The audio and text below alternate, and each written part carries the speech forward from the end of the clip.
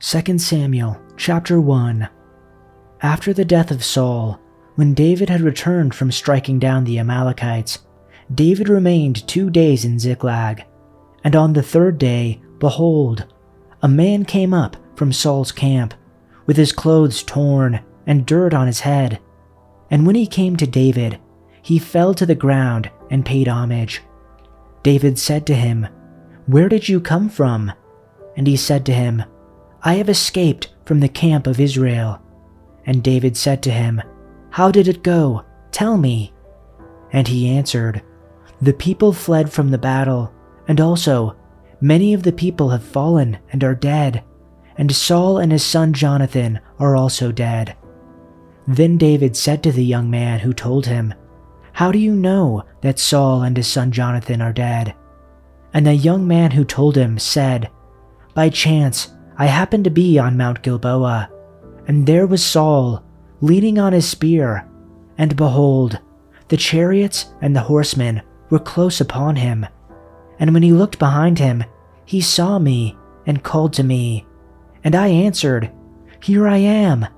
And he said to me, 'Who are you?' I answered him, 'I am an Amalekite.'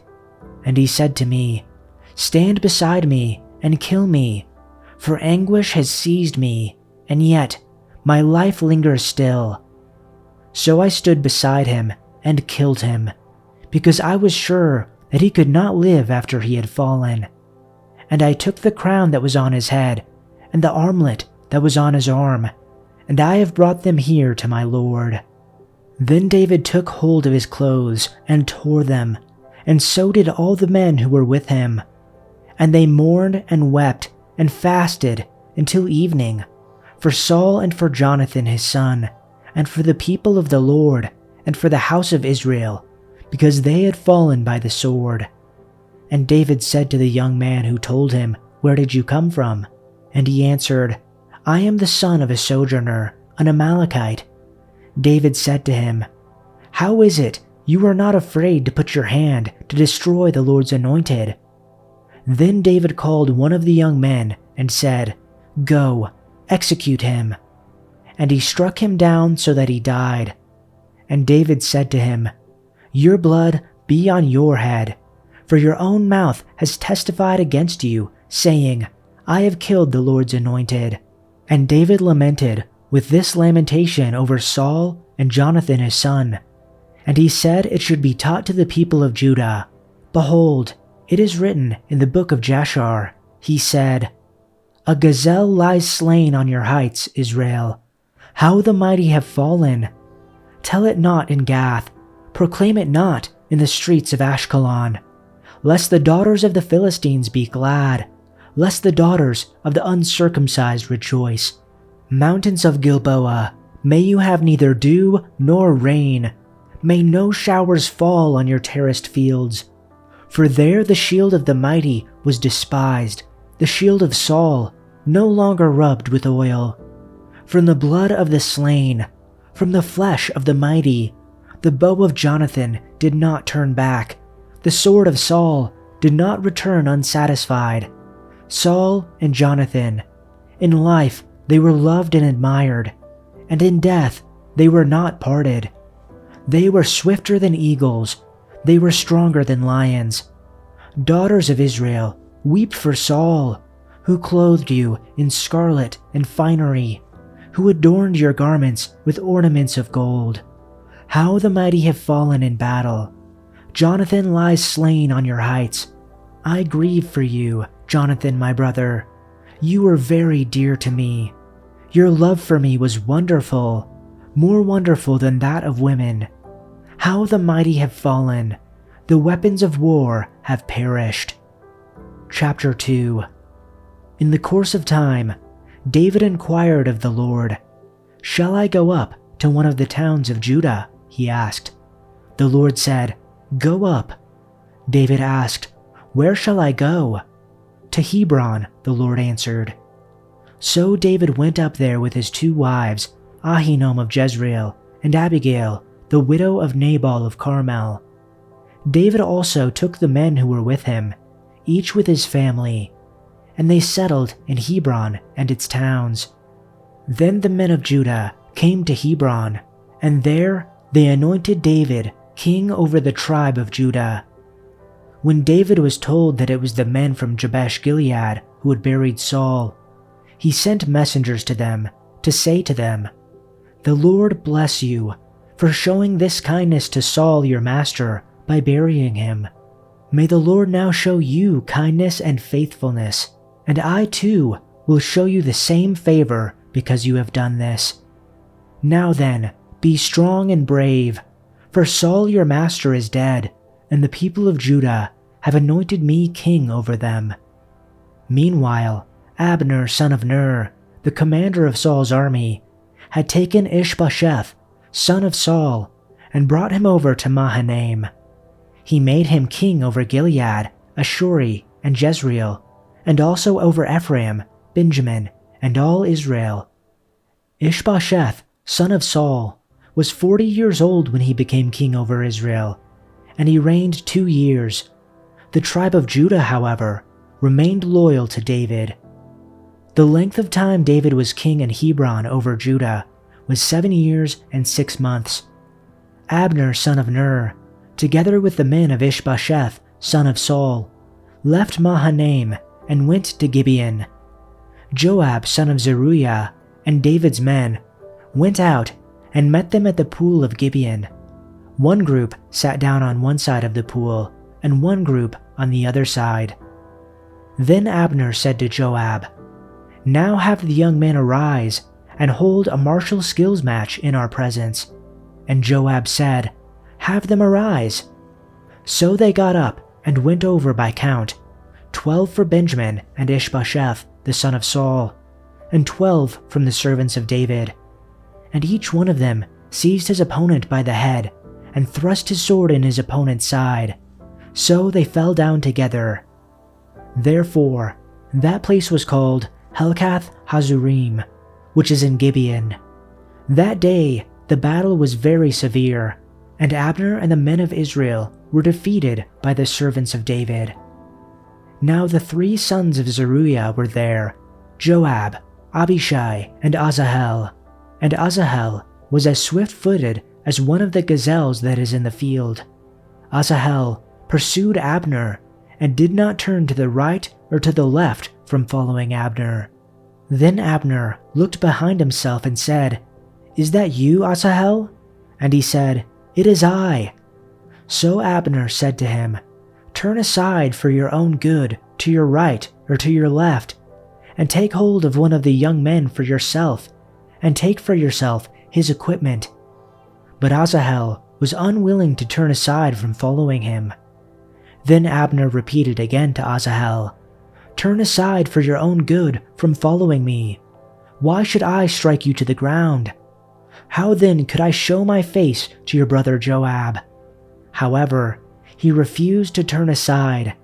So Abner struck him in the belly with the butt end of his spear, so that the spear came out his back, and he fell there and died on the spot.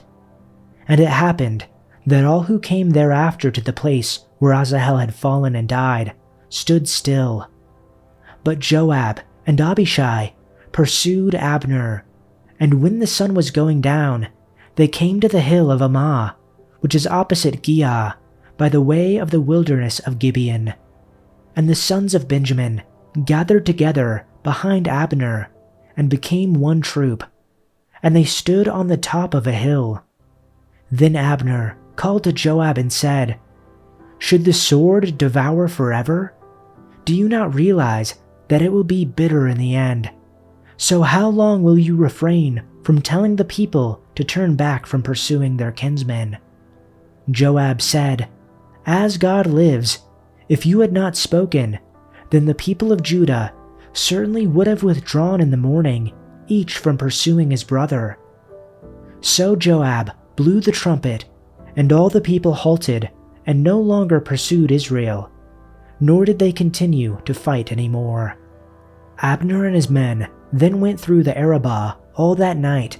So they crossed the Jordan, walked all morning, and came to Mahanaim. Then Joab returned from pursuing Abner, but he gathered all the people together, and 19 of David's servants were missing, besides Asahel. However, the servants of David had struck and killed many of Benjamin and Abner's men. 360 men were dead. And they carried Asahel away and buried him in his father's tomb, which was in Bethlehem. Then Joab and his men traveled all night until the day dawned at Hebron. Chapter 3. Now there was a long war between the house of Saul and the house of David, and David became steadily stronger, while the house of Saul became steadily weaker.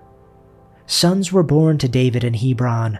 The firstborn was Amnon, by Ahinoam the Jezreelitess, and his second, Chileab, by Abigail, the widow of Nabal the Carmelite, and the third, Absalom, the son of Maacah, the daughter of Talmai, king of Geshur, and the fourth, Adonijah, the son of Haggith, and the fifth, Shephatiah, the son of Abital, and the sixth, Ithram, by David's wife Eglah.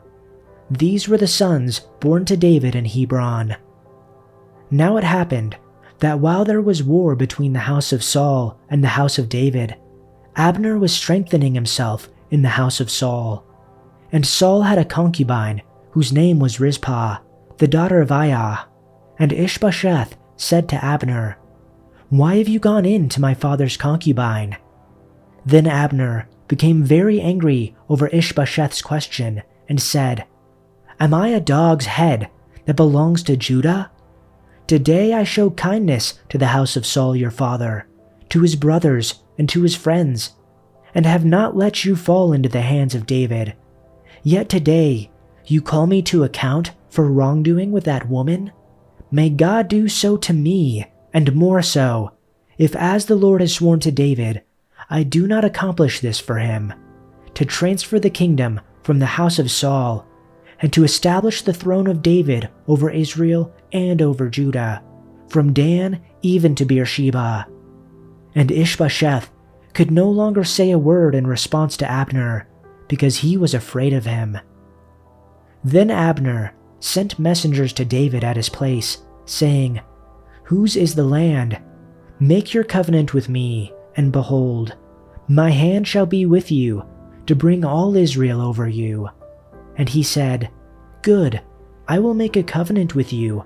Only I require one thing of you, namely, that you shall not see my face unless you first bring Michal, Saul's daughter, when you come to see me." So David sent messengers to Ishbosheth, Saul's son, saying, "Give me my wife Michal, to whom I was betrothed, for 100 foreskins of the Philistines." Ishbosheth sent men and had her taken from her husband, from Paltiel, the son of Laish. And her husband went with her, weeping as he went, following her as far as Bahurim. Then Abner said to him, "Go, return." So he returned. Now Abner had a consultation with the elders of Israel, saying, "In times past, you were seeking for David to be king over you. Now then, do it. For the Lord has spoken regarding David, saying, 'By the hand of my servant David, I will save my people Israel from the hand of the Philistines, and from the hands of all their enemies.'" Abner also spoke to Benjamin, and in addition, Abner went to speak to David in Hebron everything that seemed good to Israel and to the entire house of Benjamin. When Abner and 20 of his men came to Hebron, David entertained them with a great feast. Then Abner said to David, "Let me go and call an assembly of all Israel to support my lord the king. They will make a covenant with you to make you their king, and you will rule over everything your heart desires." So David sent Abner safely on his way. But just after David had sent Abner away in safety, Joab and some of David's troops returned from a raid, bringing much plunder with them. When Joab arrived, he was told that Abner had just been there visiting the king and had been sent away in safety. Joab rushed to the king and demanded, "What have you done? What do you mean by letting Abner get away? You know perfectly well that he came to spy on you and find out everything you're doing." Joab then left David and sent messengers to catch up with Abner, asking him to return. They found him at the well of Sirah and brought him back, though David knew nothing about it. When Abner arrived back at Hebron, Joab took him aside at the gateway as if to speak with him privately, but then he stabbed Abner in the stomach and killed him in revenge for killing his brother Asahel.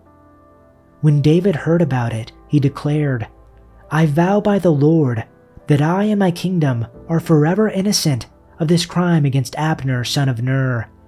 Joab and his family are the guilty ones. May the family of Joab be cursed in every generation with a man who has open sores or leprosy, or who walks on crutches, or dies by the sword, or begs for food." So Joab and his brother Abishai killed Abner, because Abner had killed their brother Asahel at the battle of Gibeon. Then David said to Joab and all those who were with him, "Tear your clothes and put on burlap. Mourn for Abner." And King David himself walked behind the procession to the grave. They buried Abner in Hebron, and the king and all the people wept at his graveside. Then the king sang this funeral song for Abner. "Should Abner have died as fools die? Your hands were not bound, your feet were not chained. No, you were murdered, the victim of a wicked plot." All the people wept again for Abner. David had refused to eat anything on the day of the funeral, and now everyone begged him to eat. But David had made a vow, saying, "May God strike me and even kill me if I eat anything before sundown." This pleased the people very much. In fact, everything the king did pleased them. So everyone in Judah and all Israel understood that David was not responsible for Abner's murder. Then King David said to his officials, "Don't you realize that a great commander has fallen today in Israel? And even though I am the anointed king, these two sons of Zeruiah, Joab and Abishai, are too strong for me to control. So may the Lord repay these evil men for their evil deeds."